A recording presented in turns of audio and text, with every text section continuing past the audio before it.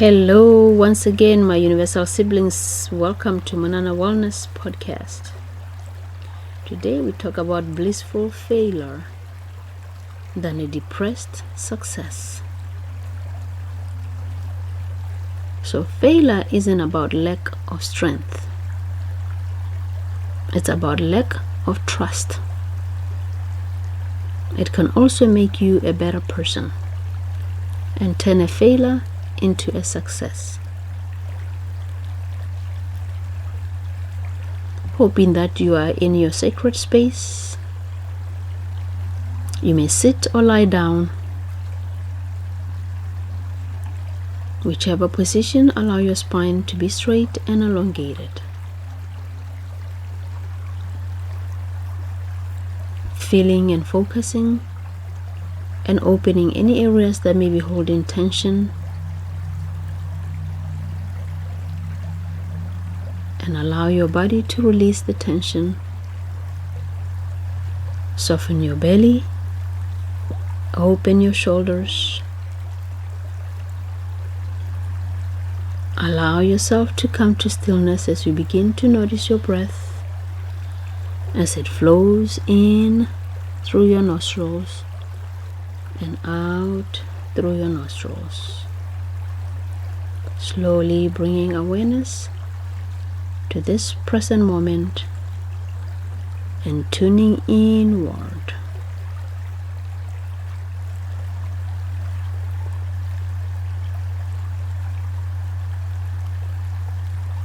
We have all been stuck in a hopeless cycle and had no idea how to get out of it. We can transform our own lives by taking complete ownership of it. I remember growing up and feeling like a failure, comparing myself to others and feeling sad, disappointed that I let myself down. But often it's because the expectations we set for ourselves aren't easy to reach, but yet we still want them to prove a point. And then when we can't succeed, we get hard on ourselves and get sad about it. At times, this can be the root of depression, the lack of accomplishment, the lack of personal meaning, the lack of a reason to wake up every morning. It requires the internal desire to fight the default mode of the brain and preserve energy to help stay in a state of rest and only rise when the body needs to fulfill a basic need. Realize that on the other side of these feelings, we can make a choice to go back to resting and letting go of the unmet expectations and focus on the other needs that are met and be satisfied with just that. The most dangerous kind of failure is the one we internalize, because we can notice it through our relationships or even friendships with family and friends, usually seen as abusive in relationships.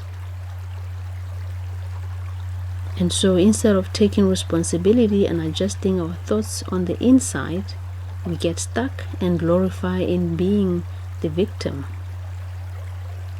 Feeling like a failure can be a stab in the gut, and if nothing is done about it, it's a wound that can persist your whole life. Every time when we accomplish a task, no matter how big or small, our brain feeds us a reward hormone, a dopamine kick. Neurotransmitters is an important chemical messenger involved in reward, motivation, memory, and attention. That is why it feels so good to do something, as long as that something feels like a positive contribution. Have you ever stopped, looked around you, and felt like you didn't belong in your job? You have imposter syndrome, which can be defined as a collection of feelings of inadequacy that persists despite evident success, with symptoms like constant comparison to other people. Self-doubt. This can be the root of going to a job that doesn't fulfill you, that gives you little meaning and pride, just doing it for the money. There is power in knowing that what you do has a great impact to the people you serve. That it is not just a job, you are doing the work you are meant to do. To serve others and not do it as a duty, but as service. But how do you get over the feeling that you aren't good enough? You can start by taking responsibility. The truth is, you are ultimately the one responsible for everything that happens in your life, including your happiness and unhappiness, successes and failures. But there's always a way out, and it starts from looking within and take steps to overcome your negative feelings.